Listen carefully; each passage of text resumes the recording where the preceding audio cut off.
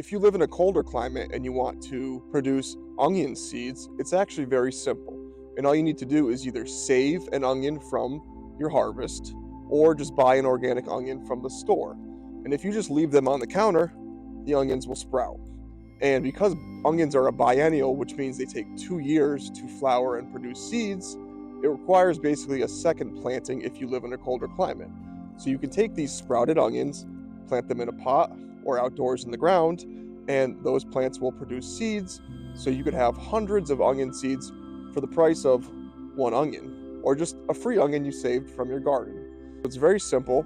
And if you live in a warmer climate, you don't even have to do this. You could just leave some onions in the ground and they will produce flowers and seeds on their own. But for colder climates, they won't survive in the winter, so you have to bring them indoors or just buy them from the store, let them sprout, plant them, harvest the seeds. It's that simple. I hope this is helpful. If you need any more help, just leave me a comment. Have a great day. Bye.